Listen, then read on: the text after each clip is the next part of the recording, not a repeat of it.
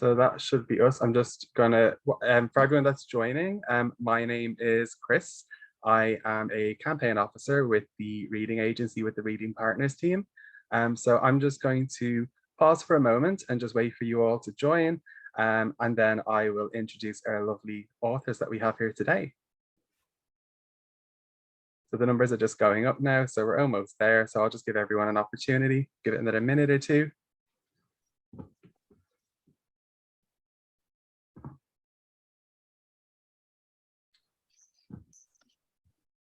So just another one's come in. Amazing, welcome, welcome.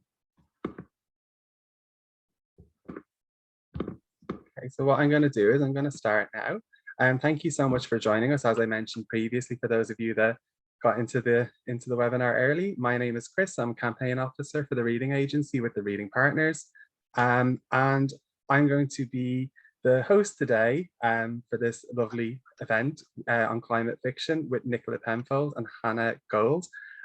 What I'm going to do is I'm going to introduce both of the authors, and then they're going to tell us a little bit about their books. So first of all, we have Nicola Penfold, who's a children's writer. She writes adventure books about the natural world, and her books include Where the World Turns Wild and Between Sea and Sky. And her latest book is Beyond the Frozen North, and Nicola is going to tell us a little bit about that shortly. We also have Hannah. So Hannah is passionate about writing stories which share her love of the planet, and when not writing, she's busy looking for her next big animal story, which is exciting for all of us readers. Her debut middle grade book, The Last Bear, won the Blue Peter Book Award in 2022, and also the Waterstones Children, sorry, let me try that again. The Waterstones Children's Book Prize. It's a mouthful. And her latest book is The Lost Whale, and Hannah's going to tell us about that shortly. So I'm going to hand over to Nicola. And Nicola, if you could tell us a little bit about Beyond the Frozen Horizon. Yes, sorry, I lost you for a minute. Oh, sorry. I think it's my internet connection. Anyway, I'm sure it's fine. This is Beyond the Frozen Horizon, which came out a couple of weeks ago. And this is my third book. Beyond the Frozen Horizon it's an adventure story, and it's a trip to Svalbard, which is I'm sure it's very close to Hannah's heart because it's where The Last Bear is set. Beyond the Frozen Horizon, it's actually set in the future, and it's set in quite an optimistic future where the world has taken great strides in tackling the climate and biodiversity crisis that we all know that we're facing. So it looks to the future where the world is in a much better place, and vast areas have been set aside as wilderness zones, which is great for wildlife and great for carbon capture too. Rory is the main character. She's 13 years old. She's not in a great place. She's not been that happy at school. Her parents have separated, and she's getting used to her two different lifestyles, with her career-driven mum who believes in progress and ambition, and then life with her dad who works as a forester in the local woodland. But none of this matters because Rory is going on the trip of a lifetime. Her mum works as a geologist, and Rory goes with her up to Svalbard. And then it becomes about the encounters that she has there with some of the amazing wildlife that she meets, and also some of the people that she meets as well. It also becomes a bit of a ghost story, and partly it's a ghost story about these amazing animals. This is a bowhead. I don't know if any of you saw Frozen Planet 2 the other night, but they featured bowheads, which are amazing whales that can live for up to 200 years. They're the longest lived mammals on Earth, and there's quite a lot about bowhead whales in my story. So that's a little snapshot for you of Beyond the Frozen Horizon. Thank you, Chris. No problem. So yeah, this is the book here. I will drop links later on where you can kind of buy these books from as well at the end, along with lots of information about resources from both Hannah and Nicola's websites. And then I'm going to, because I'm a little bit more organized this time, and I've got Hannah's book. So this is Hannah's gorgeous book here. Hannah, I'm going to hand over to you, and if you could introduce us to The Lost Whale, please. Yeah, thank you for being here. Hello, everybody. It's really nice to, I can't see anybody, but I know that you're out there. And I'm a big fan of Nicola's work as well. So if you haven't read her books yet, do go and read them because they are amazing. I've got two books out, as Chris so expertly mentioned. The first, you can see it behind me. We've got The Last Bear, which came out last year. And we've got this book here, which is called The Lost Whale. So I'm just going to talk about this book a little bit. Although both books really do share my love of the planet. And if you like big-hearted adventure stories featuring animal-child friendships, these are definitely the books for you. this book here, which is funny that Nicola talked about whales, because obviously my book also features a whale. Can you guess? But my whale is a grey whale, and they exist off the coast of California, which is America, by the way. And the grey whale is really fascinating. It's actually the 7th largest whale of all. And if you know, actually, the grey whale is the size of 3 fully grown elephants. So even though it's the 7th largest whale, it's still as big as 3 elephants. And sometimes when I do an in-person event, we measure out exactly how big the whale is, and it's massive. But anyway, it's the story of a boy called Rio. That's Rio. Tiny compared to the whale, tiny, and he goes to America to stay with his grandmother because his mum is having some sort of mental health issues. He goes to America. He does not want to be there at all, but then he meets this lovely girl called Marina, who takes him on these whale watching trips on the ocean. And when he's on the ocean, he comes face to face with this spectacular whale, and she actually is called Whitebeak, because her nose, if you can see it, her nose is a bit white. So she's called Whitebeak, and it's the story of what happens when Rio meets Whitebeak, forms an affinity with her, as you do a massive whale. And then when the whale goes missing, not giving anything away there because of the title, The Lost Whale, when the whale goes missing, Rio has to set out this incredible adventure on the ocean to try and find her. That's amazing. Thank you so much. So the other thing I wanted to mention as well, if anybody wants to watch this back, it is recording. So what will happen is it will be subtitled for accessibility, and we will get that up in the next week, probably this time next week, that will be available. So if there's someone that wanted to be here and couldn't be here, they can watch that on YouTube later. So what I'm going to do now is the way that this is going to work is I'm going to ask Hannah and Nicola some questions. And we're going to take a little break where they will kind of do a reading from both of their books. And then I will be opening up the questions as well to the audience. So if there's any librarians, teachers, students, librarians and teachers, thank you so much for being here today with your students. And if you have any questions, if you want to pop them into the chat, I can see that we've got one already. I'm sure there'll be some crossover, but I'm going to ask the first question. So your books cover really important topics like animal protection and our climate, and we can kind of see from the news and the world around us how important that is. So can you tell readers what inspired you to tell these stories? And what I'll do is I'll start with Nicola, and then Hannah, and then I'll reverse the order for each question so that we can switch it up. So yeah, you take it away, Nicola, please. Okay, so I think, animals and the natural world have always been really important in my life, ever since I was really little. Actually, I think it's as an adult that I've realised quite how important they are. And I have always loved adventure stories. I've always loved stories set outdoors. Setting, I think, is really important to me as a writer. It's a thing that I start off with. I start off with the place rather than the characters. The characters come later. And I love a place that's outdoors. I love nature. I love trees. That's kind of the fresh air in a novel for me. That's what brings it alive. I think now at this point in time, if you're writing about the natural world, you have to think about how you're going to tackle the climate crisis. We can't ignore it.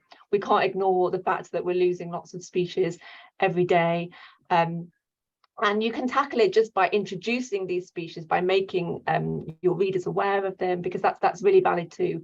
But I think I'm writing for readers that are old enough to understand what we're losing and the risks that we face. I wanted to kind of recognize that in my book, so it's relevant to the world we live in now, to our world at the moment.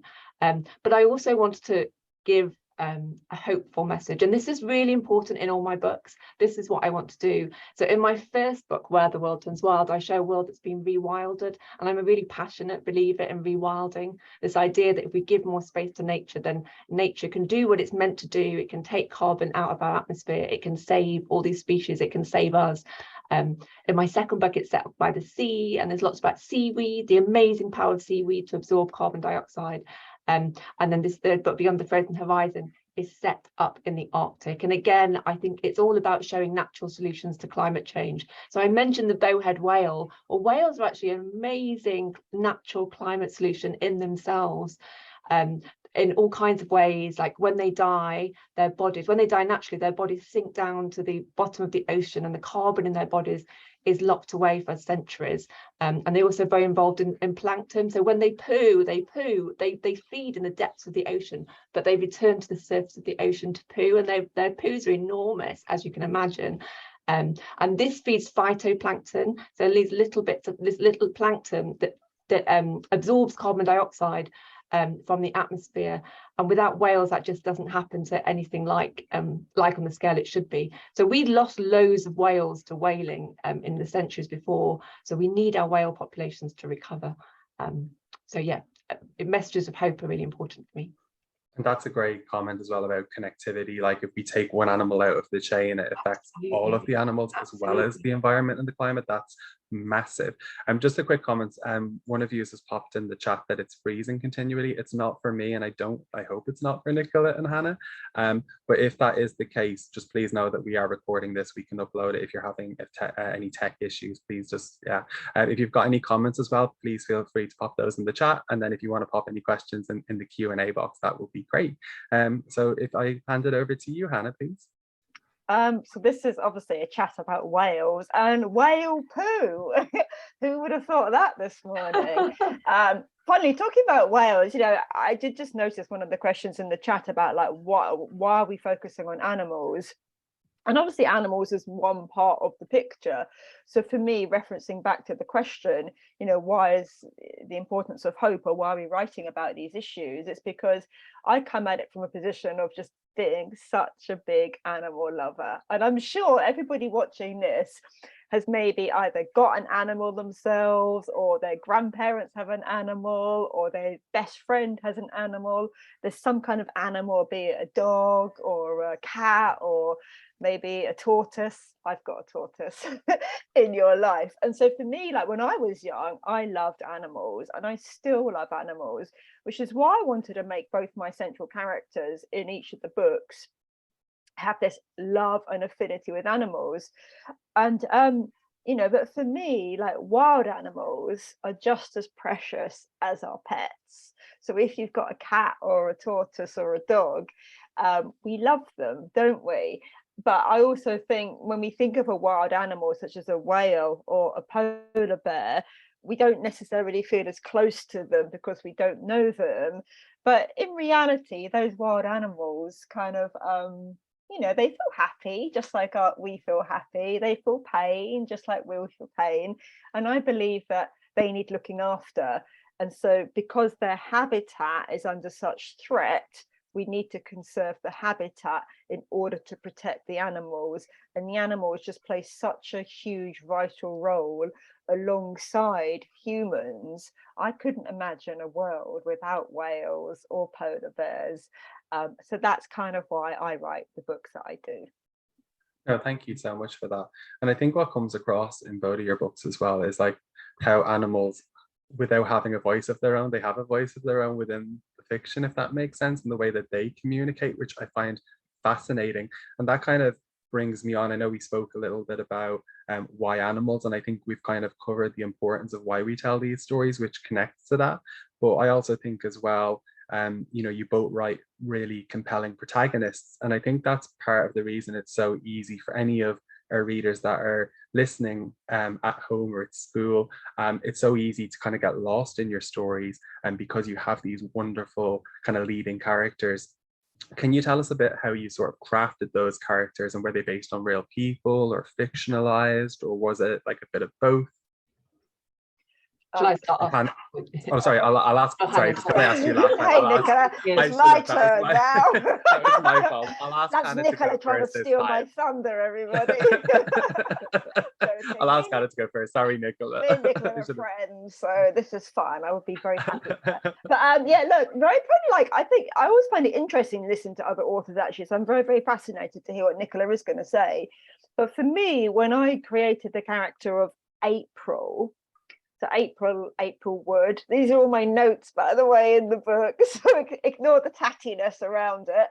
I actually do start with notes, funnily enough. I kind of create a circle on a blank piece of paper, and I write maybe lots of describing words, and I just try to conjure up who this person is going to be.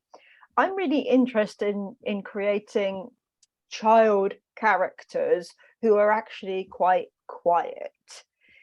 In a lot of books for children, we see like the heroine or the hero being quite loud, maybe really active. Maybe they know how to kind of like, you know, be really physical because they can sort of do a bow and arrow, or they can carry an axe. And I wasn't necessarily interested in anything like that, because when I was young, I was really quiet. I know it's a little bit hard to believe now, but I was very sensitive. I was very shy. That's why animals were such my friends. And actually, if anybody asked me a question in class, if the teacher asked me a question, I would be like, please don't ask me, ask the person next to me. And I would go really red and very kind of self-conscious. And so I really wanted to write about, in both books, Rio and April, I wanted to capture children who were more sensitive, who were the quieter ones. And in that, I wanted to show that everybody has a superhero quality to them, but it doesn't necessarily have to be outside of you or really obvious. I just wanted to create a superhero quality, which is all about how much you care and how much compassion you have. Because for me, the size of your heart is the biggest and most important thing at all. So those are the defining qualities of the characters that I create: their ability to care, to empathize, to be sensitive, and also then to take action from those qualities and be really true to themselves. And it really helps us as well care about the characters, that we have to be able to kind of have that connection as well. And I do think that's so important to kind of have, like you said, that good heart, that sense of heart in there with those characters. Nicola? Yeah. So it's quite similar to Hannah. I mean, I maybe quite a lot of writers are introverts at some level. Not all writers, I think, you know, they're all different kinds of writers. I was very shy and quiet at school, you know, quite painfully shy at times. And there were times when I struggled with school. I was quite liked the work. I was quite good at it, but there were times when I felt quite uncomfortable going in. So I think partly Rory, my main character, she's 13, and all my main characters so far have been 13-year-olds. I think there's something about that age when you're really beginning to know yourself, and who you are and who you hope to be. And I think 13-year-old me is very vivid inside me. I've also got kids, and I've got 2 teenage daughters. And again, they've fed into my character. They've both had times when they've not felt that sure about maybe who their friends are, or maybe they've had friends, but they've still felt quite different in some way, and they're not sure why. But you know, my main character she is a little bit of me, she's a little bit of my daughters, but she is herself as well. And I'm sure Hannah agrees that you, as a writer, you spend a lot of time with your characters. I know you write too, Chris, and I spend a lot of time daydreaming. So I'll be going for a walk and my characters will come into my head, and you add in little details. So I do feel now that Rory, the hero of the story, is she's her own person. It felt like, you know, I created her, but then she kind of sped away from me and exists in her own right. And yes, yeah, and her, so she starts off, she's not very happy at school. By the end of the book, I won't give any spoilers, but she's strengthened by what she's encountered. She's strengthened actually by her relationship with the natural world. And that's something, again, that's really important to me. Oh, that's amazing. Thank you. Yeah, I mean, I suppose it's kind of difficult in a way not to take certain qualities from people that you're around all your life, but like the characters do, and they do feel to have that life of their own. And no, that's amazing. What I'm going to do is I'm going to switch it up and take a question from the chat. So I'm going to ask, what are some of your favorite books? And I'll ask you to go first this time, Nicola, if that's okay. Yeah, of course. I think we just live in such an amazing time for children's books. There's so many amazing writers out there. Some of my favourite are writers like Piers Torday, who wrote The Last Wild, and Nisrana Farooq, who writes amazing books about animals, like Hannah does, like the girl who I deal with the title. Stolen elephant. Yeah, the girl who stole an elephant, the girl who lost a leopard. And then she's written her own whale book as well. I love Nicholas Skinner's books like Bloom. I just think they're so funny and clever. I could just go on and on. I really like Hilary McKay's books. I love Jill Lewis's books, which are really about the environment as well. At the moment, I'm reading The Good Turn by Shauna Jackson, which is brilliant, which is really exciting. It's kind of like kind of scouting adventure. And again, it's set out, it's an adventure story. It's out in the natural world. It's just what I love. And I just could go on. I just think there are so many great books at the moment. I think we're really lucky. I think when you pick up a book that's about nature, about the climate, about the world around us, there's that kind of allure. It kind of leads you almost down a rabbit hole where you just want to read more and more. It's just like, yeah, it's more-ish. Hannah? Yeah, I mean, you're right. There's such a kind of a growing trend of, I suppose, climate-led books out of necessity, and also trying to tackle the subject in lots of different ways. One of my favorites is, I don't know whether you've heard of her, somebody called Nicola Penfold. Yeah, actually, I do, genuine. I also really like Piers Torday and Nisrana Farouk too. The girl that, just for the teachers watching, The Girl That Lost a Leopard is the one book out of Nisrana's which just has much more stronger ecological themes. Also, there's a book. I went to a conference at the weekend, and there's an author called Chris Vick, Vick.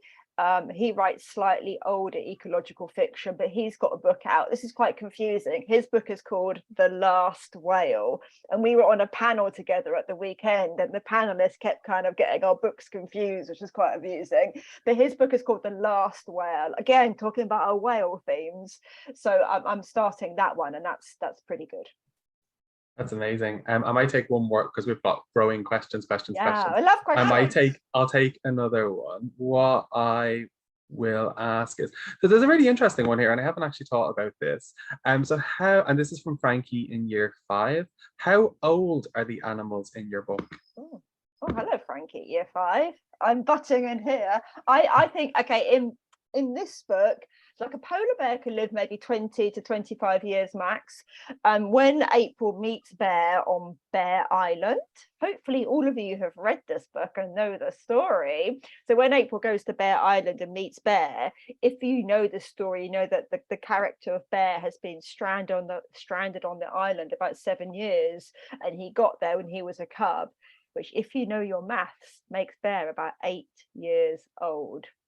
Now, in The Lost Whale, the amazing thing about whales, actually, as Nicola's already said, is how long they can actually live. And so the grey whale can live up to about 70 years.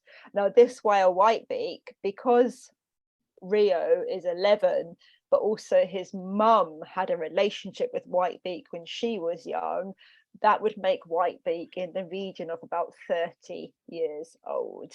So that's how old this one is.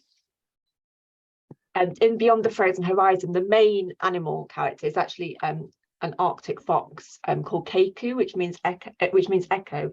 And there's a little picture here. Keiko is actually, this is white, but she's actually a blue fox. So most Arctic foxes are white, so they can be brown in the summer to kind of match the tundra, the landscape in Arctic places, but then they're white in the winter to match the snow, whereas blue foxes is about 10% of the foxes on Svalbard, I think, are blue, and this is kind of a different variation of colour. Can I just put my hand up, because I have to tell you this, Nicola. I was lucky enough to go to Svalbard about 3 weeks ago, which Nicola knows. I went as part of my birthday, and we were there about a week. And we were on a boat trip, Nicola, and we actually saw these 2 foxes on the shore. One was a white fox, but the other one was the rarer blue fox. Oh, beautiful. And the tour guide said how rare it was to see them, and they were like sort of scampering after each other on the shore. It was incredible. Yeah, maybe it was what an amazing experience. Yeah, there's such a beautiful blue as well. Anyway, so Keiko is a blue fox. In my book, she belongs to this boy called Mikkel, and she's meant to be quite a young fox. She was orphaned as a young fox cub. So I would think she was about 2 or 3. Yeah. That's amazing. Thank you so much. And thank you for that question, Frankie, from year 5. What I'm going to do is I've realized now that we've now got 21 questions in the Q&A, which means that I'm probably not going to have. I had 6 questions. We're not going to get through them all. So what I'm going to do is I'm going to try and skip through some of my questions and maybe ask 1 or 2 more. We'll do the reading, and then we'll try and take as many of your questions as possible. And what we'll also do is we'll link, Hannah and Nicola will link through to their resources, which will have some answers hopefully to some of the questions that you have as well. So one of the things that I am really curious to know personally is that both of your books look at sort of the damage that kind of humans cause to the climate and to animal sort of habitats. So I'd be really curious to know what your tips and advice are and how we can preserve local wildlife, because we don't live in Svalbard, but we live in, like, I live in Manchester. So what could I do to sort of help the local wildlife or the local habitats? And I'll ask, I think I'm going to ask Nicola to start, if that's okay. So my top tip would be to really, it sounds simple, but to really pay attention, to notice it. You know, if you really notice it, then you have a relationship with it, and you're going to speak up for it. So if something changes, you're going to know that this is changing and you're going to speak up for it. So, you know, talk about it with friends at school. Don't be afraid to say that these things are important to you, and talk about it to your teachers at school. Talk about it to the adults in your life. I know when young people speak, on the whole, you know, when they speak passionately about something they really care about, adults listen. You know, children started the whole Fridays striking, you know, they skipped school to strike for our environment. I'm not suggesting you skip school. I think that was a really important tool in the beginning to raise awareness, and Greta Thunberg was amazing in starting that. I think there are other ways now. I think the world knows this is a problem, but we have to keep talking about it. And then in terms of these local wildlife spaces, yeah, get involved, go and appreciate them, go and look at them. And there's always that you'll always come, if you've got your ear to the ground, you'll always hear about maybe trees being chopped down, maybe a local area that's always been given over to nature is going to be built on, they're going to build houses on it. You know, join campaigns and network. And I think that's one of the biggest things that happens, is when we all join together. So yeah, just pay attention, notice it, and talk about it. And that's, I think, is something that you can do with your family as well, or with your mum or dad or your guardian. Absolutely. Where you can kind of go and walk to the park and just kind of have a look around. I mean, one of the parks that we have in Dublin, we have wild deer, which is amazing to see. So you can kind of see that firsthand. No, thank you for that, Nicola. And Hannah? Yeah, funny enough, because I didn't say this before, which is, I can't remember how I missed it out, but Michael Morpurgo is actually one of my biggest author influences. And at this conference I was at the weekend, I listened to him do a talk about 40 years of Warhorse. And he talked about how, you know, when we all, adults or children, I'm not just, you know, any age, when we spend time in nature, then we learn to appreciate it. And when we learn to appreciate something, we are then much more compelled to look after it. So that's the biggest thing. Not all of us are fortunate to have a back garden or live in a place where there's much nature around. And I appreciate those elements are more difficult, but maybe it is as simple as, like, you know, watching a bee outside kind of pollinate some lavender or something like that, and just noticing those little moments. But I just wanted to say, like, in this book, The Last Bear, when April rescues the polar bear, she kind of is on this boat, and the captain of the ship says to her, but why are you rescuing the polar bear? What difference is that going to make? And she says, because I can rescue this polar bear. I wouldn't really recommend that in real life, everybody, rescuing a polar bear. Just putting that out there. But he said, well, why are you trying to do that? Because he's kind of like, oh, it's too late, what's the point? And she said, and this is the line that I always quote, just imagine if every single person on the planet did one thing. And it might just be a really tiny thing, like recycling more, or taking a refillable water bottle, or maybe walking to school once a week, or not eating meat once a week. And we might think, what do those tiny things really do? But if, you know, there are 26 or 25 schools on this call today, and I don't know how many people are per class watching, but if every single person watching this just did one tiny thing, then we create a ripple effect of change. And that's how we create change. It starts with us. No, that's amazing. And like, in Manchester, I live on, like, in a flat, which isn't the biggest flat, and we have a small balcony, but it's like having some plants, you know, and like you said, you could get plants for the local sort of insects and things like that, having meat-free Fridays, which we do here, you know, just to sort of reduce our carbon footprint. It's interesting, and on a bit of a side note, I live by the canal, so we have geese. So from May to August, all we hear is like geese, and we see them around. They're like almost like the mafia of animals, where they just 16 of them walk around in a pack, and you're like, guess I'm not walking to my building today. The theme of poo, geese poo, is so messy as well, isn't it? Yeah, it's, oh my god, you can barely see the color of the concrete, but we won't talk about that, and we'll move along swiftly. Don't you, when there are geese and you know, they do all their peas, but then the daisies always spring up. So if you walk by a river or a pond, there are always loads of daisies. So it must be really good for so it's obviously like fertilizing. Poo is the theme of the call. How good is poo? I feel like I'm giving you ideas for your next books, and I will have to charge commissions. So I'll try and make this my last question then, and then we'll do the readings, and then we'll go through, which we now up to 23 Q&A questions. So I'm gonna ask, obviously there's going to be a lot of young people watching this that, you know, either want to become writers, or they just enjoy telling stories. They enjoy that sort of tradition and writing and creating their own worlds. So I'll start with Hannah, and I'll ask Hannah to go first. Could you give us any tips or advice that you'd give to these young people that are looking to tell their own stories? Yeah, and I'll be brief as well, because the main thing is to be brave, you know, give it a go. Don't be afraid of being good or bad. The big thing is just to enjoy it. Be open to feedback, knowing that whatever you write is not necessarily going to be the best thing ever. You might have to do another go and another go. That's called editing. We have editors, me and Nicola. And then the third thing would be just to write whatever is true to you. So your best friend might really want to write a book about a robot, but you want to write a book about an elephant. You know, write what you want to write, because that's the best way you're going to enjoy it. And write about something that you know, and that will probably result in something much more truer and stronger as well. No, that's amazing. Thank you so much for that, Hannah. Nicola?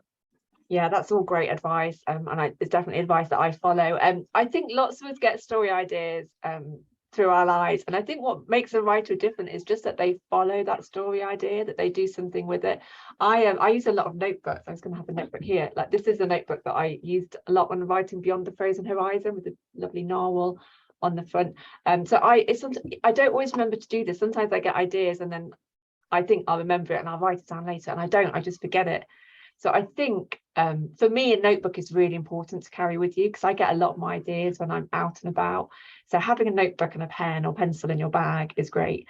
And yeah, just pursue these ideas. Don't give up on them. And like Hannah says, keep trying, try again, share your work if you can be brave enough. And it does take some bravery in the beginning to share your work. It gets easier. If you can find other people that are writing as well, that can be really helpful. So I don't know whether any of you have got like creative writing groups at school, or you might get a chance to write in the classroom sometimes. You know, don't be afraid to try these different things, and yeah, really follow your heart, really pursue the stories that interest you most. No, those are both great answers. I suppose I would just kind of add as well that, just to mention, you know, you can write for you. You don't need to share your stories. You can write just because you love writing for yourself, and that's a form of expression. So don't feel like you have to be that person telling everyone your story if that's not what's comfortable to you. But I love that advice. Thank you so much. What I'll do now is, if I ask you to do your readings, if that's okay, I might ask Hannah to go first. Of course, that was my bear pose, everybody, but I'm not actually going to be reading from The Last Bear, because this book's been out a long time. There was a comment in the question, what was Hannah's first book? Hannah's first book, me, is called The Last Bear. I'm showing you the hardback, but the paperback is out, okay? But I'm going to be reading from The Lost Whale, okay? So because this book's newer, only been out 6 months, and this is the point, just to preface it. So Ria has gone to America, and he's met Marina, his new best friend, and they're going on a whale watching trip for the first time. And so he's on the ocean, on the boat, and they're looking out for whales. It's not long, it's just a page. So let's begin. How long do we wait? Rio whispered, not really sure why they were whispering, but only out on the ocean he sensed that loud voices didn't belong. There's no way of telling, murmured Marina. We just have to be patient. The couple from Philadelphia had pulled out the biggest camera Rio had ever seen in his life, and they were busy scanning it across the horizon with a series of rapid clicks. The twins and Fernanda were on the other side of the boat, leaning over the edge and peering into the distance with bright, hopeful expressions and wind-coarsened cheeks. And even though Birch must have taken the boat out hundreds, thousands of times before, he too had an expression on his face that was full of wonder. Rio wondered if that was how he looked too, as if being out here had rubbed away some earthly essence of his. Why have we stopped? One of the twins asked. We cut the engine because we don't want to frighten the whales, Birch explained to everyone. If we see a whale, then we allow it to come to us, not the other way around. The ocean is their world, and it's important to remember that we are just its guests. The waves kept on slapping against the hull, and even the boat itself appeared to be waiting. We're looking for whale plumes, said Marina quietly. That's the easiest way to spot them. Remember how I said all whales come to the surface to breathe, and then they take a breath through their blowholes? While Marina retrieved her notebook from her pocket to record any grey whales that they saw, Rio looked through his binoculars. They were tiny but powerful and brought the distance into startling clarity. What had looked like white specks with its own eyesight transformed into pelicans resting on the ocean surface. Far out to sea, he could see the outline of a sailing vessel and gulls swarming around it hungrily. But what he didn't see was a whale! And that's what happens. He sees the whale. Actually, I've almost dropped the books. I'm giving you a clue. He sees the whale and Rio gets so excited. Guess what he does next? He falls into the water. He falls into the water with the whale. And then they have this amazing moment where he's panicking in the water. Oh, I'm in the water. There's a big whale. But the whale, who is really gentle and kind and loving, she gently nudges him back to the boat and back to safety. And so begins their friendship. I love that moment as well when I was reading it. And what I really like is the idea sometimes with animals, we get so excited about it, even if the dog or a cat, we want to throw ourselves and be like, hello, I'm your friend. And actually, sometimes just holding your hand out, letting them come to you is the important thing because it's their space and their world as well. So yeah, thank you for that, Hannah. Nicola, if I could ask you to go next, please. Yeah, of course. So I'm gonna go from the beginning of my book. So just to remind readers that this is set in the future and it's a world where there are big climate laws in place. So the world is more protected than it was, but still, yeah, there's still a lot going on, and climate crisis is still a big thing, but there are laws in place that have made things a bit better. So this is the first chapter and it's called Flight. And this is 13-year-old Rory.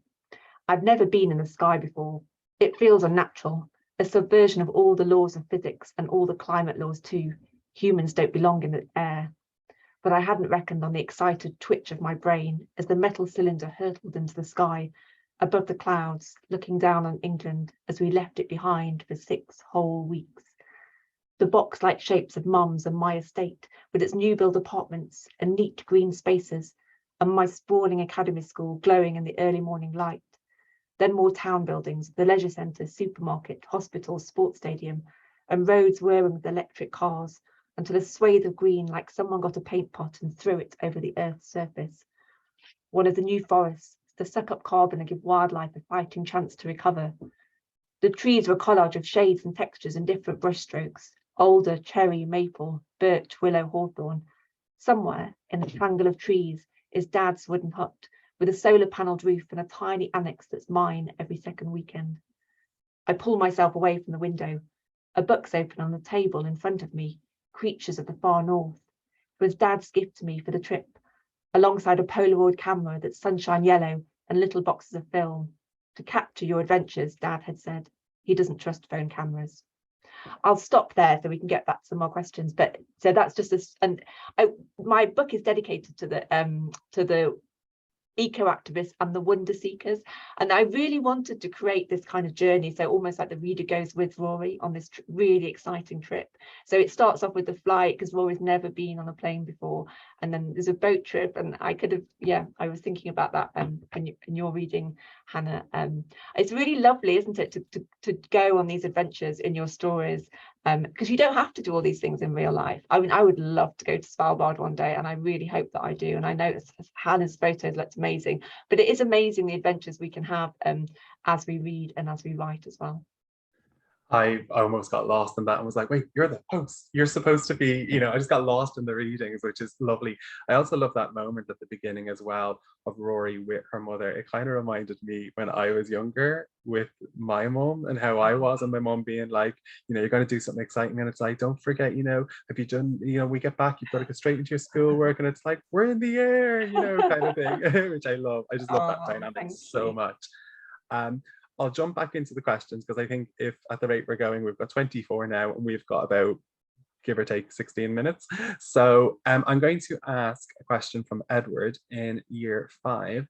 And what I'll do is I'll ask you to answer this, Nicola, if that's okay, and to begin with, and then Hannah can answer. How do you come up with your ideas?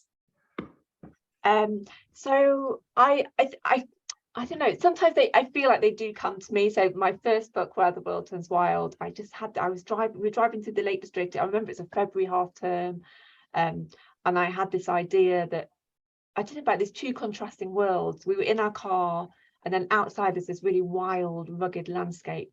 And I just read this book called Last Child in the Woods, which is about the idea that children today have less contact with nature than they used to. And there was something about that title, the last child in the woods. And that gave me my idea for my first book, which is like cities where everyone lives because of a disease that's carried by ticks out in nature. So the cities and the people are very much disconnected from nature, but out with the absence of people, the wild nature has grown back in abundance. My second book, I was thinking it has to be like another ecological thing, and I was thinking about climate change. So that's about sea levels rising and what that does and how that changes the landscape. The Arctic, I've always been really interested in the Arctic, and I went to Finland, to the northern part of Finland when I was 21 for the millennium, and then I went back 20 years later with my kids. And it's always really fascinated me. So this was my chance to go back to the Arctic. So for me, I think I said in the beginning, place, landscape is really important. And then the ideas come out of there. You go into the daydreaming stage, and that's when the ideas come. That's amazing. Thank you so much for that. Hannah? My ideas kind of similar to Nicola, I suppose. There's no sort of magic or one ingredient to where ideas come from. It's I don't find it to be any kind of formula. For me, I suppose I'm quite instinctive, and I just had this dream that I always wanted to be a children's author, and then I kind of just wanted to write about the things that I loved, which references back to the tips that I gave earlier on to aspiring authors. So it was natural for me that I wanted to write a book about animals because I love animals. It was natural that I wanted a book about the natural world because that's a passion of mine. And those were the components, and then somehow the idea of a polar bear came to me, but that was literally all I had, a polar bear, a friendship. So I sat down to research where the polar bears could live in. We all need a setting for our story, and that's when I came across the real life island of Bear Island. And I literally could not believe that an island called Bear Island actually existed. It was like, this is made for my story. So it was all kind of like this organic sequence of events that happened that built the book up. Like, I know some authors that would literally plan their entire book. I don't know whether, Chris, you're the same, would plan their entire book before they start. But for me, it's like I have a rough idea of the book, and then I know the ending, I know parts of it, but when I start writing, it's a real journey of discovery. And when it came to writing The Lost Whale, just really quickly, I knew that my second book, I wanted it to be about the ocean, because the seaside's like one of my favorite places ever. And I had actually booked a holiday to go whale watching. So me and my husband went whale watching, and we're very, very lucky enough to see many, many grey whales, and privileged enough to be in that surroundings. And that's what inspired that book. That's amazing. Thank you so much for that, Hannah. To answer your question, I'm chaotic is the word I would use when I write. I have a beginning, I have an end. And sometimes I've got a middle, but Who the cares about the 30 middle? chapters in between are just flying by the, what's that saying? Flying by the Yeah. seam of my pants? Is it flying by Yeah. the seam of? Yeah. It's winging it. Although I've got to be more organized now. I just wanted to add, actually, if anybody wants to see my whale watching pictures and videos, on my website I've got some pictures and videos from my trip, so it'll come up at the end, but it's www.hannahgold.world. So I've got all my pictures and videos on there too. I've got links to the resources, the extras on yours, and also the resources page on Nicola. So what I'll do now is I'll pop those into the chat so that everyone can see those. And I'll ask the next question, which I'll ask you to answer first, if that's okay, Hannah. So we've gotten a few different variations of this question, which is, how did you get into writing, and sort of what age were you when you knew you wanted to be a writer? But really young, actually. Like, ever since I was little, like, writing was the thing that I really loved most of all. I'm not really very good at science or maths, and that's not to say that you can't be a writer and not be good at maths, but for me, I was naturally much more creative. And I loved reading when I was younger. I always loved reading animal books, and writing was the thing that I was really good at. But it took me quite a long time, for that dream to come true. I'm in my mid-40s now. I know I don't look it. And anyway, so it took me a long time of trial and error and making mistakes and getting close with other books but not quite making it. So I think if anybody is listening and has a big dream, then my big message to you is, don't give up. I was really shy and quiet, and I never thought that I could be a writer, because that was like the best job in the world, and it is the best job in the world, but I didn't think it could come true for somebody like me. And so keep trying. I can't remember what the question is now. I've gone off on a tangent, but no, I think you answered it. How do I get into it? Just wanting to be it, and it took a long time for it to happen, but got there in the end. No, thank you so much for that, Hannah. And Nicola, so just to reiterate the question, it was kind of what age were you when you knew you wanted to write, and sort of how did that happen? How did you become a writer? So I mean, similar to Hannah again. So I was quite young. I used to be obsessed with Enid Blyton novels. I used to read so many Enid Blyton novels, and the first books that I wrote, I mean, I say books, they were just the first couple of pages. They were basically Enid Blyton novels, written by childhood me. So I was probably under 10. And then I kept doing it through my teenage years. I wrote a lot of diaries as well. You were talking, Chris, about work. You don't have to share your work. It's still, you're still working on your craft. And I did a lot of that as a teenager. I wrote a lot of diaries and stories that weren't really for sharing. They were just for me.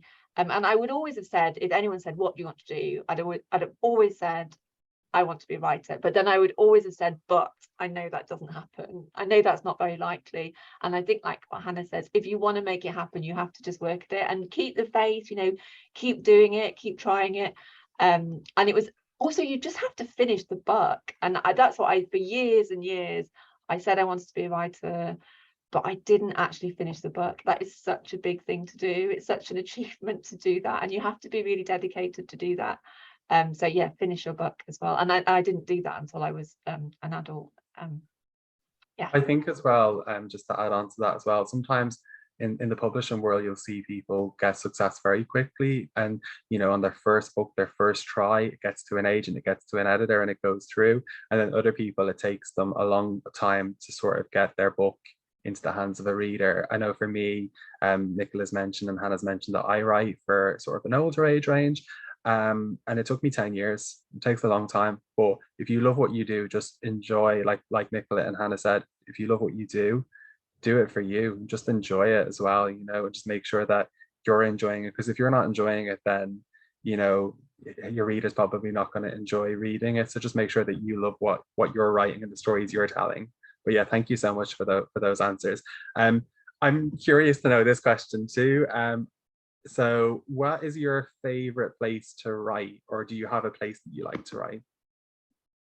So I'm in my, so this is shared at the bottom of my garden, which was just here when we moved in. We were really lucky. So I've made this my writing shed. I call it the writing shed. Great man. And I never thought I'd have a place like this, and it is amazing because it's kind of, I mean, my kids come here too sometimes, but it is like a really quiet space, and I feel like I'm basically, there's a few trees nearby and I can hear the birds. I can hear loads of squawking parakeets at the moment. We've got green parakeets which are everywhere at the moment. There's a pear tree above me and they're stripping the pear tree of food. So this is really lovely. But I do also write a lot on the move. Sometimes I associate being here with having to work, and oh gosh, I've got to do so many words today. So there's a nice freedom to just going away from it as well, and going on a walk with a notebook. I don't really use a laptop. I think maybe I should, to be more efficient, because I do like to be on the move. But I use a lot of notebooks, and then I'll come here back to my desk in the writing shed, and then I'll type it up.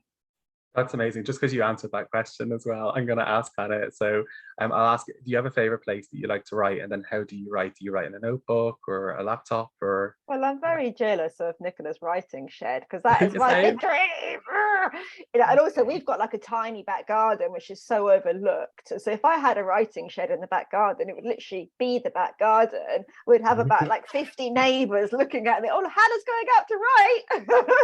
You know, so I find it hard to write on the move, because I've been on the move a lot this year. I have attempted it, and I do agree that doing pockets of writing little and often is better than just saying I'm waiting for the ideal opportunity to get into the muse. You know, so you do have to keep writing. But for me, secret, I'm sitting at my desk now, but my desk is where I do things like this and like proper work. When I'm writing, I tend to either sit on the sofa downstairs with all these cushions around me and this laptop tray with the cat next to me. And I can't have music with lyrics. It just has to be soft nature music. I can write if somebody else is in the same room, but they have to be quiet. Or the other best, this is why being a writer is the best thing in the world. Sometimes I even sit in bed and write. So this morning before this call, I was editing book three, and I was sitting in bed in my pajamas, propped up with my pillows, just writing in bed. So yeah, that's why being a writer is so good. You don't even have to leave the house. You can write in your pajamas, unless you're Nicola and have a writing cabin. Out here early in the morning sometimes in my pajamas when I've got a deadline. Yeah. I'm so jealous of the both of you. I feel like by comparison, I'm chaotic in my writing habits. Pardon? Chaos can be good though, can't it? Yeah, chaos can be good for creativity. So that question was from Oliver from year 5. So thank you so much for that question, Oliver. I'm going to ask you now, are there any other, I know you've touched on some of them already, Nicola. Can you recommend any other climate fiction books that you're a fan of or that you'd recommend to some of our readers? Yeah, definitely. I think it's a growing market. I think there's still lots of books to come. I just read a book recently called The Day of the Whale by Rachel Delahaye, which is another whale book. We're definitely on the theme of whales today, and it's another book set in the future about, and again, my second book actually is about the importance of seaweed. It's also about the importance of like truth, and how sometimes the false lies you have to work through to find the truth in the media. And I have actually read so Hannah talked about Chris Vick's book, The Last Whale. Which it is for older readers. It's quite dark, it's in some ways, but it's very beautiful, and it's really poignant. It really made me really think about whales and why they're so important, and like you said, Chris, about why all life on Earth is so interconnected, and how it's so important that if anything goes missing, then it has these profound consequences, and things can spiral out of control. And we've still got the time now. It's really important that we wake up, we make these big changes. We've still got time to save some of these amazing species. So those would be my tips. there are others, but they've gone from my head. I'll let Hannah suggest. Yeah, I was going to say, don't ask me, because I always have a mental blank when it comes to this. I just quickly, the ones I referenced earlier on, there's Rana Farouk, the girl that lost a leopard, Piers Torday, Sita Brahmachani, Jill Lewis, Lauren St. John, MG Leonard, Twitch is a good one as well. That's as much as I can remember. I'm looking, I have like a big pile next to me. There's a really good Australian writer called, I know Hannah knows her as well, called Bren McDibble, who's written some classic like climate fiction, like How to Bee, which is a book about the loss of bees and what the world would look like without bees, like Sita Brahmachari's book Where the River Runs Gold as well. And then one of her books is called The Dog Runner, and it's about what would happen if a fungus wiped out all the cereal crops on Earth. And it connects with rising temperatures. And again, she's written a book about sea levels rising. So yeah, she's really, really good. Her books are really exciting. Thank you so much for that. We've just had a couple of questions as well about how many books you've written. So am I correct in saying, Nicola, you've written 3 books? So Where the World Turns Wild, Between Sea and Sky, and then of course Beyond the Frozen Horizon. Is that correct? Yes. Yes, that's right. And then Hannah's written 2 books. So The Lost Bear, and then her new one, The Lost Whale. And currently. Can I say, I saw somebody in the comments had said that they were voted for the Blue Peter Book Awards. I think it was sent with them. So I just wanted to say thank you for that school that put that in the comments that helped me win this badge. So yeah, just 2 books for that. No, of course. And the other thing is I've put links into the chat. So a link to Nicola's resources, a link to Hannah's resources on both of their websites. I've also put a link to bookshop.org, which goes to support independence. So if you can buy your books from bookshop.org, I really do hope as well that you've been inspired like I have. You've really enjoyed the chat with Nicola, Hannah, and hosted by myself. I want to say a massive thank you as well to Nicola and Hannah for giving up their time to be here and answer all of your questions. I wish we had more time to answer more questions, but sadly we are just coming to a close. I just also want to say as well, to reiterate that this is being recorded. So if it's something that you want to look at again, you didn't hear something at a certain point, you can do that on YouTube. This should be up by next Wednesday, the 28th of September, on our YouTube channel, The Reading Agency. And then the last thing I've got to ask you as teachers, librarians, I'm going to pop this link into the chat from Culture Counts. It's a quick survey. There's 14, 15 questions. A lot of them are yes or no questions. What this does is, in order for us to kind of keep running these events, it makes sure that the content that we're bringing you is engaging, inspiring to young people, that young people are kind of seeing themselves represented in what we're talking about and the authors and illustrators that we have. So if you do have those few minutes on your lunch break with a cup of coffee, I know you're all very busy at school today, I'd very much appreciate any and all feedback.